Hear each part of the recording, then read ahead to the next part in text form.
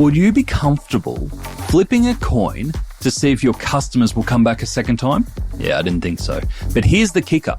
1 in 2 shoppers won't come back if they've had a dodgy delivery experience. That's right. Half your customers, poof, gone, thanks to a late package or a squashed box. That's where Ship It comes in. The Aussie-made delivery solution could be your secret weapon. In the last year alone, Ship It helped retailers save over $220 million in freight costs. With automated fulfillment, expanded carrier options, and multi-store management, Ship It's turning one-off shoppers into lifelong fans. Join leading retailers like Myer, Kmart, Cotton On, Harvey Norman, and Freedom Furniture, and over 4,000 others who've stopped flipping a coin and turned delivery into a competitive advantage.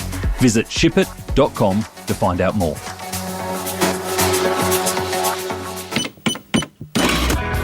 Welcome to The Checkout. We catch up with previous Add to Cart guests and ask them 5 quick questions to get to know them better and leave you with a little extra inspiration to get through your Friday. Here's your host, Bushy. Today's Checkout features Darren Kawalsky, Chief Commercial Officer at Deliver in Person. Deliver in Person is a company that is redefining last mile delivery. With a strong focus on customer-centric service and brand experience, Darren shares some fun insights, including the unusual item that he bought for his daughter. He tells us about his must-have tech and how he keeps up with the ever-evolving world of e-commerce. Darren, welcome to The Checkout. Thank you for joining us today. We had a brilliant conversation with yourself and Hawk from Starship It talking about how to build loyalty in that last mile delivery experience, which is what Deliver in Person do so well, shaking up how customers experience getting their parcels on their front doorstep. But we are here to learn a little bit more about you. I've got 5 quick questions. You ready? Ready. All right. Number 1, what is the weirdest thing that you've ever bought online? Yeah, it's a good question. There's a lot of weird stuff out there. Just depends whether you've bought it or not.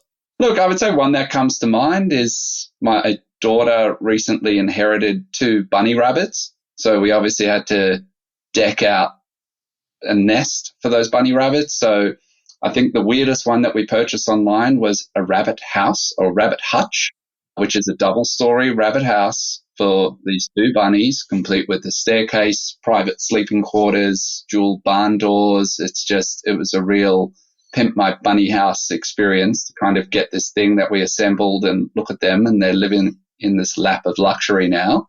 So yeah, can't say I've ever bought a rabbit hutch before, but definitely the weirdest one I can think of.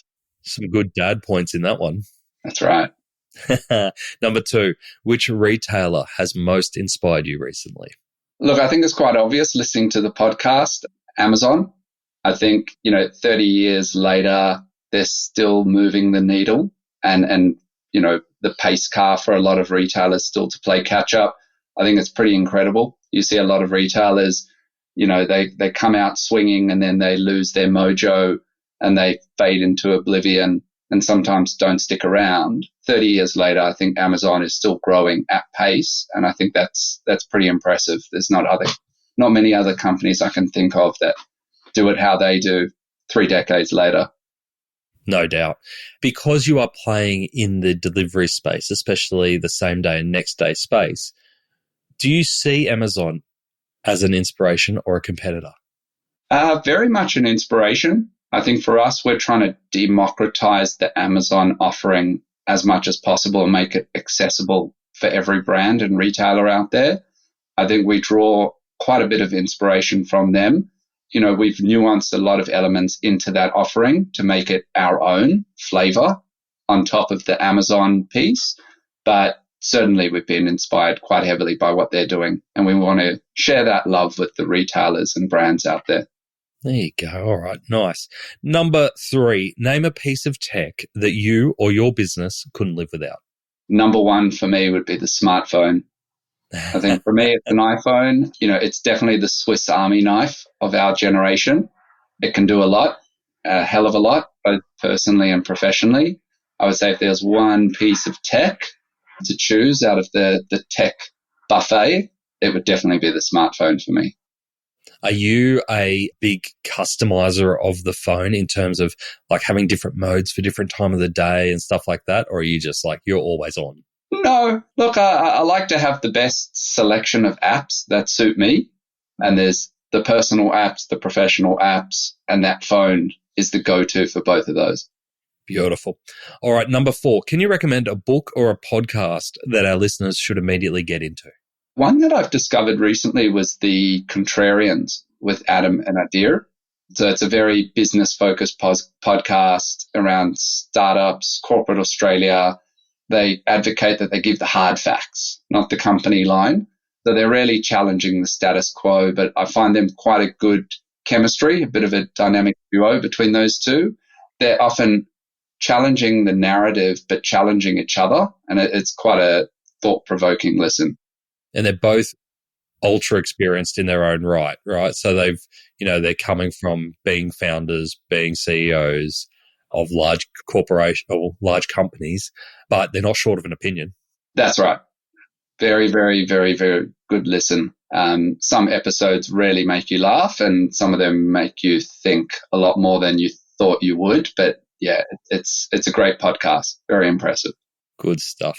All right. Last question I have for you, Darren. What is your biggest challenge today? I'd say finding the time to consume vast amounts of information needed to stay ahead. So to stay ahead in this game, you need to be competitive, identify the emerging trends, market shifts, changing landscapes. I really make it a priority to kind of immerse myself in that, be it books, podcasts, you name it, overseas and locally. A lot of those publications require a lot of time daily.